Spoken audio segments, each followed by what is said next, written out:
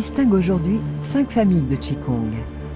Le Qigong taoïste, les Qigong confucianistes, le Qigong bouddhiste, les Qigong martiaux et les Qigong médicaux.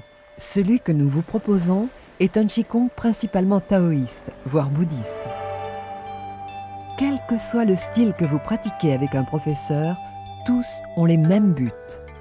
Renforcer, nourrir, nettoyer, réguler, équilibrer, harmoniser, faire circuler l'énergie. Les Chinois pensent que les maladies viennent en général par excès d'émotions. Un état dépressif entraîne des indigestions et des ulcères à l'estomac. La colère conduit à un dérèglement du foie. La tristesse comprime et rétracte les poumons. La peur perturbe les reins et la vessie. C'est pourquoi les Chinois préconisent la maîtrise de ces émotions. On dit réguler l'esprit pour garder son calme. L'immobilité permet de chasser les pensées qui accourent et agitent l'esprit. La méditation est un contrôle de ces émotions. Lorsque l'esprit est allégé de pensées, le flux de l'énergie circule régulièrement et fortement dans tout le corps. Les obstacles dans les méridiens finissent ainsi par disparaître.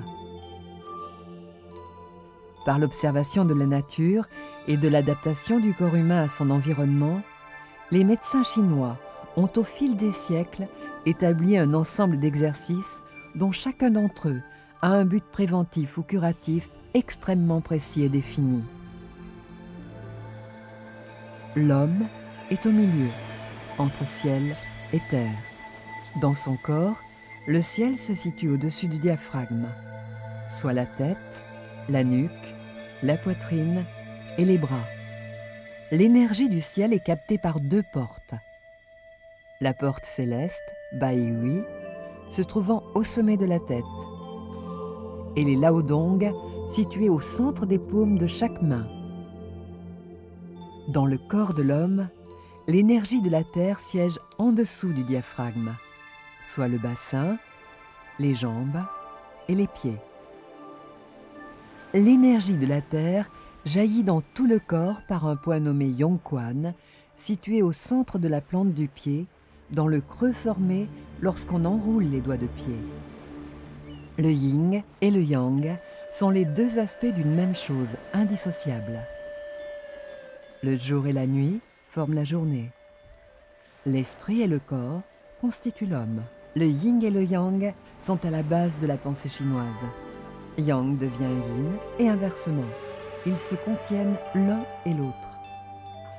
L'hiver contient le printemps, qui lui-même féconde l'été, qui engendre à son tour l'automne pour faire naître l'hiver. Ces transformations s'opèrent grâce au mouvement perpétuel donné par le Qi, la vie. Ces mouvements circulaires donnent la mesure du temps. Les 12 méridiens principaux du corps humain captent chacun à leur tour l'énergie pendant 2 heures. Cela constitue l'horloge biologique chinoise sur laquelle les médecins...